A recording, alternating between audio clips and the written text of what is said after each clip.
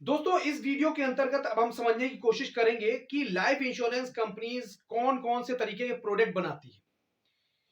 Hello दोस्तों, मैं Saurabh Kumar Goyal, independent business consultant, बड़ा बिजनेस, बीएफएसआई ट्रेनर और मोटिवेशनल स्पीकर, आपका अपने चैनल सौरभ जी सॉल्यूशन में स्वागत करता हूं। दोस्तों, यहां मैं आपको बिना समय नष्ट किए हुए बता देना चाहता हूं कि लाइफ इंश्योरेंस कंपनी दो तरह के प्रोडक्ट बनाती है। एक ट्रेडिशनल प्रोडक्ट्स और दूसरे non traditional products. What comes under traditional products? Traditional products यानी परंपरागत बीमा योजनाओं के अंतर्गत कौन कौन सी योजनाएं आती हैं, कौन कौन से प्लान्स आते हैं। परंपरागत योजना के अंतर्गत जो सबसे पहली योजना आती है उसे कहते हैं term plan. Term plan Hindi में अवधि या मियादी बीमा योजना कहा जाता है। दूसरा प्लान आता है एंडाउमेंट प्लान, जिसे हिंदी में बंदोबस्ती बीमा कहा जाता है। तीसरी योजना जो होती है वो होती है होल लाइफ इंश्योरेंस या होल लाइफ इंश्योरेंस प्लान, जिसे हिंदी में संपूर्ण जीवन बीमा या आजीवन बीमा योजना के नाम से जाना जाता है। अब फोर्थ प्लान जो आता है उसका नाम है money back plan. Money back plan का सही नाम एंटीसिपेटेड एंडोमेंट प्लान होता है और यह प्लान एंडोमेंट प्लान का ही एक फॉर्म होती है, एक रूप होता है। करेक्ट। तो सबसे पहले हम लोग परंपरागत बीमा योजना में समझने की कोशिश करेंगे अवधि बीमा या मियादी बीमा या टर्म प्लान क्या होता है। So first we will discuss about term plan. Term plan is a plan in which company promises to the policyholder to pay a fixed sum assured to his nominee if the life assured dies during the term of the policy. Correct. So अगर life assured की death होती है term के दौरान तो company उसमें nominee को claim देती है। ये एक ऐसा प्लान है, चलिए बोर्ड पे समझते हैं कि लाइफ इंश्योरेंस पॉलिसी, मान लीजिए किसी ने 10 साल का, 100 लोगों ने टर्म प्लान लिया। कितने साल का? 10 साल का टर्म प्लान लिया। कितने लोगों ने लिया? 100 लोगों ने। और उनमें से 100 लोगों में से 10 साल का लिया है सबने, टोटल मिला के 10 साल का है, और 100 लोगों ने लिया है। तो उनमें से मान लीजिए 5 की डेथ हुई एक एक करके, 1 2 3 4 और 5 लोगों की डेथ हुई 10 साल के दौरान। करेक्ट। तो इन 5 लोगों को क्लेम मिलेगा, यानी इसको क्लेम मिला, पहले वाले को डेथ होने पर इसके नॉमिनी को क्लेम मिला और इसको प्रीमियम देना बंद कर देगा, ये इसको आगे प्रीमियम नहीं भरना है। करेक्ट। इसको क्लेम मिला, इसी प्रकार से आगे बाकी लोग प्रीमियम भरते चले जा रहे हैं और दूसरे की डेथ हुई, दूसरे को क्लेम मिला, उसको आगे प्रीमियम भरने की जरूरत नहीं, उनकी फैमिली वाले उसके नॉमिनी को क्लेम मिल गया, खत्म उसकी पॉलिसी। तीसरे को क्लेम मिला, डेथ होने पर तीसरे के नॉमिनी को क्लेम मिला, उसकी पॉलिसी भी खत्म, उसे प्रीमियम भरने की जरूरत नहीं। इसी तरीके से जिनकी डेथ हुई उनके घर में नॉमिनी को क्लेम मिला और उनका प्रीमियम भरना बंद हो गया। लेकिन जिनकी डेथ नहीं हुई, अगर ये 100 लोगों ने प्लान लिया था और 5 लोगों की डेथ हुई, तो यानी 95 लोगों की डेथ नहीं हुई, तो जो लोग 95 सर्वाइवर्स हैं यहां पे, 95 सर्वाइवर्स,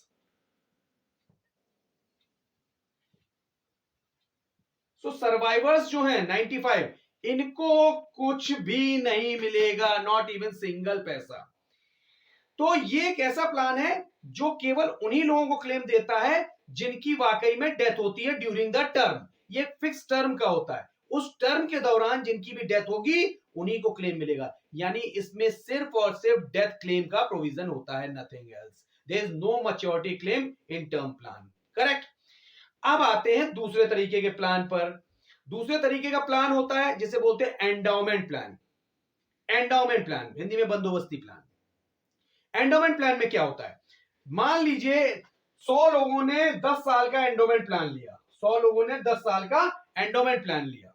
तो उसमें क्या होगा कि जिनकी डेथ होगी, 5 लोगों की मान लीजिए 100 में से डेथ होती है, तो उन 5 लोगों को तो क्लेम मिला ही मिला, death claim, death claim, death claim, death claim, उनके घर नॉमिनी को क्लेम मिल रहा है ये डेथ क्लेम।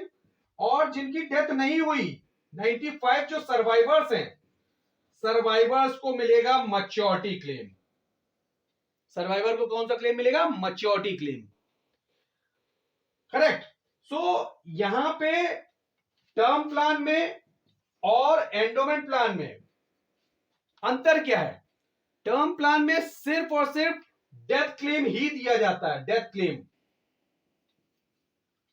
नॉमिनी को डेथ क्लेम मिलेगा, और इसमें मैच्योरिटी क्लेम की कोई प्रोविजन नहीं होता है टर्म प्लान में।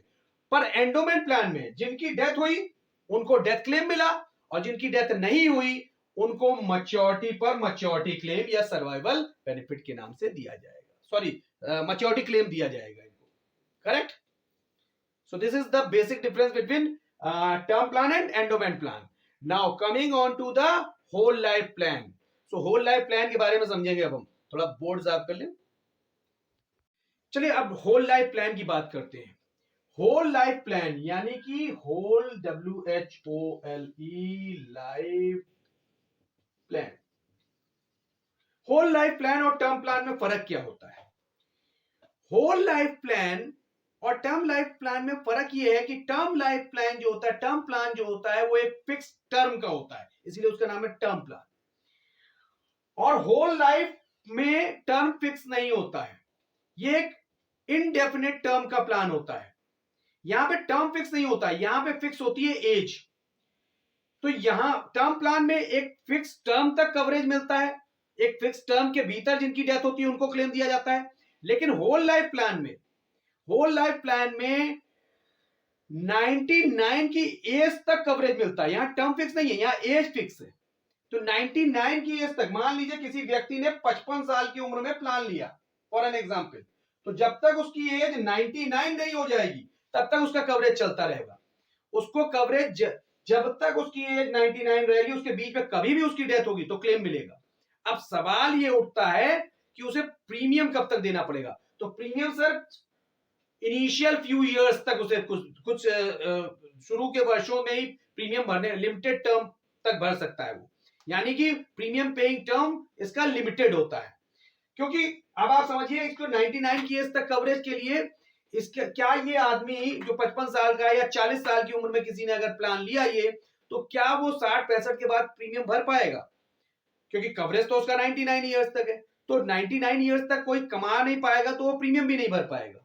तो इसका कवरेज करने 99 की एज तक करने के लिए प्रीमियम जो है इसके इनिशियल फ्यू इयर्स में ही, यानी इनिशियल के शुरू के कुछ सालों तक ही प्रीमियम भरने का इसको ऑप्शन होता है, करेक्ट। सो ये एक ऐसा प्लान है जिसमें 99 की एज तक कवरेज दिया जाता है। दोस्तों चौथा प्लान होता है money back plan. Money back plan, जैसा कि मैंने पहले बताया, एंटीसिपेटेड एंडोमेंट प्लान इसका सही नाम है। अब ये कैसे काम करता है? तो ये एंडोमेंट, जिसका जैसे आप नाम से ही सुन रहे हैं कि इसका नाम है एंटीसिपेटेड एंडोमेंट प्लान, तो ये एंडोमेंट प्लान का ही एक रूप है, एंडोमेंट प्लान का ही एक फॉर्म है, करेक्ट। सो अब ये कैसे काम करता है? तो एंडोमेंट प्लान को ध्यान कीजिए, मैंने क्या बताया था। एंडोमेंट प्लान एक फिक्स टर्म का होता है, और उसमें या तो जिनकी डेथ होती है उनको क्लेम मिलता है, या फिर सीधे मैच्योरिटी पर एक मुश्त पैसा मिलता है, करेक्ट। ये मैंने आपको एंडोमेंट प्लान के बारे में बताया था। अब मनी बैक क्या है? मनी बैक एक स्पेशल तरीके का एंडोमेंट प्लान है जिसमें उसकी मैच्योरिटी एक साथ यहां पे नहीं दी जाएगी, मैच्योरिटी पे आके उसकी जो मैच्योरिटी का समय श्योर्ड है वो बीच में ही एक फिक्स इंटरवल में बीच बीच में दिया जाएगा। जैसे हर एक फिक्स पीरियोडिक इंटरवल में, जैसे हर 3 साल में या हर 4 साल में, हर 5 साल में, ऐसे करके हर कंपनी मनी बैक प्लान बनाती है, तो उसका फिक्स टर्म अलग अलग हो सकता है। कोई कंपनी 3-3 साल के पीरियोडिक इंटरवल में मैच्योरिटी को बांट के देती है, और कोई 4-4 साल में देती है, कोई 5-5 साल में देती है। तो चलिए इसको एक एग्जांपल के माध्यम से समझते हैं। मान लीजिए मेरे पास एक मनी बैक प्लान है। इस मनी बैक प्लान में जो है ये 20 साल का प्लान है। टर्म कितना है? पॉलिसी टर्म है इसका 20 इयर्स, करेक्ट। पॉलिसी टर्म यानी 20 साल तक इसमें 20 साल बाद मैच्योरिटी मिलेगी। अब दूसरी बात यह है कि इसमें ये कहा गया कि आपको प्रीमियम जो भरना है हर साल 6,000 रुपए भरना है। फॉर एन एग्जाम्पल प्रीमियम इसका कितना है? 6,000 फॉर एन एग्जाम्पल। अब ये प्रीमियम 6,000, और सपोज कीजिए इसका जो सम एश्योर्ड है एक साल बाद 1 लाख रुपए है, यानी या तो डेथ होने पर 1 लाख मिलेगा या फिर मैच्योरिटी पर 1 लाख मिलेगा, ये कहा गया। अब ये जो मनी बैक प्लान की खासियत होती है कि जो सम एश्योर्ड होता है मैच्योरिटी वाला जो सम एश्योर्ड होता है वो सीधे मैच्योरिटी पर नहीं मिलता है, वो एक फिक्स टर्म पर बीच बीच में ही मिलना शुरू हो जाता है। जैसे इस प्लान में मान लीजिए, मैं एग्जांपल ले लेते हैं, मनी बैक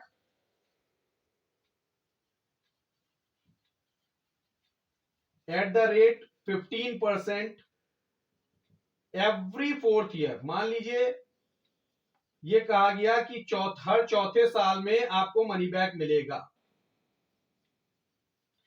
तो अब हर चौथे साल में मनी बैक मिलना है चूंकि, तो जो मैच्योरिटी का 1 लाख है, यहां पे ध्यान दीजिए ये एक एंडोमेंट प्लान है, तो 1 लाख रुपए सम एश्योर्ड मैच्योरिटी के लिए भी है और 1 लाख रुपए का सम एश्योर्ड डेथ के लिए भी है इसमें, करेक्ट।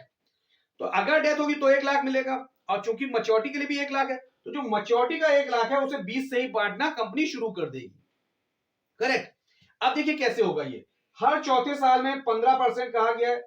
15% किसका? मैच्योरिटी के सम एश्योर्ड का, यानी 1 लाख का। तो चौथे साल में, फिर 8वें साल में, फिर 12वें साल में, और फिर 16th ईयर में, 4th, 8th, 12th and 16th year. So if the life assured survives till the age of till the 4th year, अगर चौथे साल तक सरवाइव करता है तो उसे 15% मैच्योरिटी के सम एश्योर्ड यानी 1 लाख रुपए का 15% यानी 15,000 रुपए कंपनी यहां पर मनी बैक के रूप में दे देगी। इस मनी बैक का दूसरा नाम होता है सर्वाइवल बेनिफिट। सर्वाइवल बेनिफिट के रूप में दे देगी या मनी बैक के रूप में दे देगी, करेक्ट। फिर मान लीजिए if the life assured survives till the term of 8 years, 8 years तक अगर सर्वाइव कर जाता है, 8 साल तक बच जाता है, तो फिर 15% दे दिया कंपनी ने, कहा भैया हर चौथे साल में 15% देना है, as company has promised that he will give 15% of sum assured every 4th year as a money back। Company ने ये वादा किया है, करेक्ट। सो फिर 8वें साल तक भी जिंदा रहता है आदमी, तो फिर इसका 1 लाख का 15% यानी 15,000 रुपए मिल जाते हैं उसे। ऐसे ही 12वें साल में 12th ईयर में 15,000 and same with 16th year, same in the 16th year. तो 16वें साल में भी जिंदा रहता है, 15,000 रुपए मिल जाते हैं। अब 15,000 करके 4 बार मिल चुका, 4th year, 8th year, 12th year, 16th year. अब ये किसमें से दे रहे थे? मैच्योरिटी के समय एश्योर्ड में से दे रहे थे। तो अब जो 20वें साल में जब मैच्योरिटी होगी इसकी, 20वें साल में जब मैच्योरिटी होगी, तो मैच्योरिटी के 1 लाख में से, मैंने बार बार बताता जा रहा हूं, ये जो पैसा दिया जा रहा है 15,000, ये मैच्योरिटी के समय एश्योर्ड से दिया जा रहा है। तो जब मैच्योरिटी होगी तो 1 लाख में से ये 15 दूनी 30, 15 13 45 15 14, यानी 15 4 जा 60,000 रुपीज माइनस करके मैच्योरिटी दी जाएगी। यानी मैच्योरिटी पर जो मिलेगा वो क्या मिलेगा? 1 लाख माइनस 60,000 यानी 40,000 प्लस बोनसेस। सो बोनसेस जो होता है, अगर बोनस वाली पॉलिसी होगी तो बोनस भी मिलेंगे 20 साल के। सो इस तरीके से मनी बैक प्लान में काम चल रहा था, जिसमें आपने देखा मैच्योरिटी कैसे होगी, मैच्योरिटी कैसे दी कंपनी ने कि 20 से ही बांटनी शुरू कर दी, और मैच्योरिटी के समय श्योर जो बचा हुआ था वो मैच्योरिटी पर बोनस के साथ में दे देगी कंपनी। लेकिन ये तो एक सीन था कि मैच्योरिटी कैसे होगी इस प्लान में। अब दूसरा सिनेरियो समझिए, अगर मान लीजिए फॉर एन एग्जांपल कोई बंदा है जिसने ये प्लान लिया हुआ है 20 साल का, और उसने चौथे साल भी जिंदा था, 8वें साल भी जिंदा था, तो 15,000 रुपए मनी बैक के उसके मिल गए थे चौथे साल में, 15,000 रुपए 8वें साल में मिल गए थे। लेकिन 9th ईयर में, ये 4th year money back and this is 8th year money back, और 9th ईयर में मान लीजिए उसकी डेथ हो गई, for an example 9th year में क्या हो गई? डेथ हो गई। सो 9th ईयर में चूंकि उसकी डेथ हो गई है, तो अब उसे क्या मिलेगा? मैं बार बार बताता चला जा रहा हूं इस प्लान में आपको कि इस प्लान के अंतर्गत जो ये बीच में पैसा बांटा गया, ये जो पैसा है, ये मैच्योरिटी के समय श्योर में से दिया जा रहा है, करेक्ट। सो अब यानी कि इसका डेथ का समय श्योर पूरा 1 लाख है कंपनी के पास, तो डेथ होते समय कंपनी पूरा 1 लाख रुपया फुल सम एश्योर्ड प्लस 8 साल के बोनस मिला के देगी, अगर बोनस वाली पॉलिसी है तो। सो मनी बैक प्लान में हमने क्या समझा कि इस प्लान में बीच बीच में मनी बैक मिलते हैं एक फिक्स पीरियोडिक इंटरवल्स में।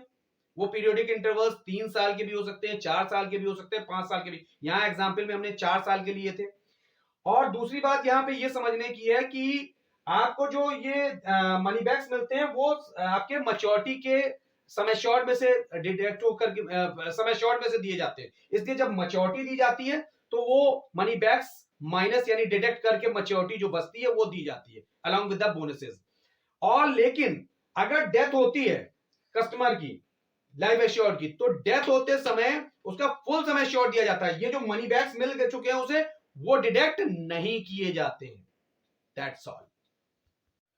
दोस्तों अब मैं आपको बताऊंगा कि लाइफ इंश्योरेंस कंपनी कैसे क्लेम्स पे करती है, कैसे मैच्योरिटी का या कैसे डेथ का क्लेम पे करती है। सो यहां पे मैं आपका ध्यान अपने पुराने वीडियो की तरफ आकर्षित करने की कोशिश करूंगा जिसमें मैंने आपको बताया था कि लाइफ इंश्योरेंस कंपनी कैसे काम करती है। अगर आपने वो वीडियो नहीं देखा है तो अभी के अभी आपके आई बटन में आपको वो वीडियो मिल जाएगा। आप ऊपर देखेंगे आई बटन में आपको लाइफ इंश्योरेंस कंपनी कैसे काम करती है उसके बारे में मैंने बताया था, वो वीडियो मिल जाएगा। या फिर आप वीडियो के लास्ट में जाएंगे जब आप, तो एंड स्क्रीन के रूप में वो वीडियो आपको मिल जाएगा, तो आप उसे देख के समझ सकते हैं कि लाइफ इंश्योरेंस कंपनी को किसी भी क्लेम को पे करने के लिए एक फंड की जरूरत होती है और वो फंड बनता है लाइफ पॉलिसी होल्डर्स के द्वारा दिए गए प्रीमियम्स से। तो चलिए मैं आपको बताने की कोशिश करता हूं कैसे लाइफ इंश्योरेंस कंपनी क्लेम्स पे करती है, कैसे टर्म प्लान में क्लेम्स पे की जाती है, कैसे एंडोमेंट प्लान में क्लेम पे करती है। करेक्ट, चलिए समझने की कोशिश करते हैं। सो जब भी लाइफ इंश्योरेंस कंपनी के पास प्रीमियम आता है, मान लीजिए लाइफ इंश्योरेंस कंपनीज के पास प्रीमियम आया 105 रुपए for an example. Suppose company is charging 105 rupees premium to every policy holder and out of that 105 rupees 5 rupees are expenses of the company. Correct. So company के पास 105 लिए हैं तो उसमें 5 रुपए expense हैं अगर, तो 100 रुपए कंपनी के पास है क्लेम देने के लिए फॉर एग्जाम्पल। अब अगर ये मान लेते हैं कि एक एंडोमेंट प्लान है फॉर एन एग्जाम्पल, तो ये 100 रुपए को कंपनी दो भागों में बांटेगी। क्यों दो भागों में बांटेगी? क्योंकि मैंने पहले भी बताया आपको कि कंपनी को एंडोमेंट प्लान में दो तरीके के क्लेम देने होते हैं। कुछ लोगों को उसमें डेथ क्लेम देना होगा और जिनकी डेथ नहीं होगी उनको मैच्योरिटी क्लेम देना होगा। सो जो 100 रुपए है कंपनी के पास प्रीमियम के रूप में जो आए थे, अपने एक्सपेंसेस आए तो 105 रुपए थे, लेकिन मान लीजिए एक्सपेंसेस वगैरह के लिए 5 रुपए उन्होंने अलग कर लिए। बाकी के 100 रुपए क्या करेंगे, उसके दो भाग कर दिए जाएंगे। एक तरफ 10 रुपीज रखे, suppose company has kept 10 rupees aside and 90 rupees aside. Correct. एक तरफ 10 रखे, दूसरी तरफ 90 रखे। It is as it is just my assumption, it depends upon the actuary की जिसने प्लान बनाया है, ये उसके ऊपर निर्भर करता है कि वो कितना रखे। ये तय है, ये निश्चित है कि एक तरफ कम होगा एक तरफ ज्यादा होगा, लेकिन कितना कम कितना ज्यादा ये एक्चुअरी पर निर्भर करता है। It depends upon the actuary. So ये भी हो सकता है एक तरफ 5 एक तरफ 95 हो सकता है, एक तरफ 15 एक तरफ 85 हो, लेकिन तरीका यही है कि एक तरफ कम होगा एक तरफ ज्यादा। कितना कम कितना ज्यादा, it depends upon the actually of the company. So अब 10 रुपए जिस हर एक से कंपनी ले रही है 100 रुपए, तो उसके 10-10 रुपए एक तरफ इकट्ठे होते जा रहे हैं, तो इस 10-10 रुपए से एक फंड बन जाएगा कंपनी के पास।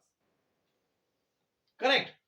और जिसके 90-90 100 में से 90-90 एक साइड इकट्ठे कर रही है, तो इससे और भी बड़ा एक फंड बनेगा। राइट और रॉन्ग? अब सवाल ये उठता है कंपनी ने एक तरफ कम एक तरफ ज्यादा क्यों किए, उसको भी बताता हूं मैं आपको। पहले ये समझते हैं कि जो 10 रुपए वाला फंड है ये छोटा फंड होगा, इसका यूज डेथ क्लेम्स को सेटल करने के लिए कंपनी करेगी। जिन लोगों ने भी ये प्लान लिया होगा उनमें से जिनकी भी डेथ होगी उनको इस वाले फंड से क्लेम दिया जाएगा। फंड है ये, fund for death claims. Correct, ये फंड है डेथ क्लेम्स के लिए। और इधर वाला बड़ा वाला फंड जो है ये इस्तेमाल किया रहेगी company fund for maturity claims, जिन लोग मरेंगे नहीं उनके क्लेम्स देने के।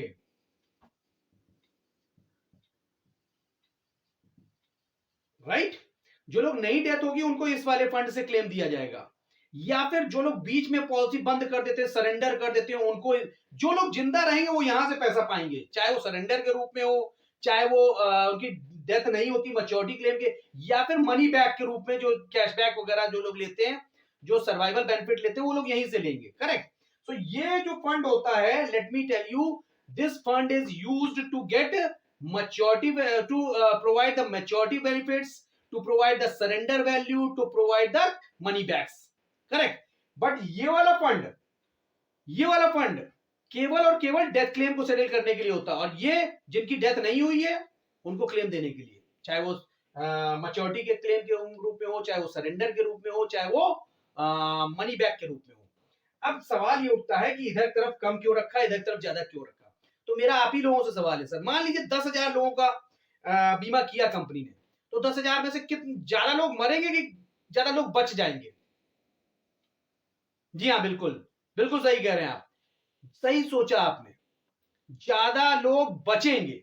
अब ज्यादा लोग बचेंगे तो बचने वाले लोग ज्यादा हैं जिनको क्लेम देना है, तो उनके लिए ज्यादा ज्यादा पैसा इकट्ठा करना पड़ेगा, तभी कंपनी क्लेम दे पाएगी। इसीलिए 100 में से ज्यादा रुपए बचा बचा के ज्यादा लोगों को क्लेम दे पाएगी।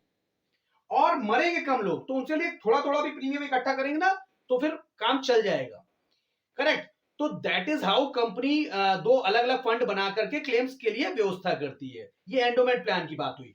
और मैं बताऊं आपको कि अगर आप बात करें कि टर्म प्लान की, तो टर्म प्लान में सिर्फ डेथ क्लेम देना होता है, इसलिए केवल इधर वाला फंड बनता है, ये 10 रुपए वाला, इसलिए उसमें 100 रुपए चार्ज नहीं किए जाएंगे, उसमें सिर्फ 10 रुपए चार्ज किए जाएंगे। यानी टर्म प्लान का प्रीमियम बेहद कम होगा।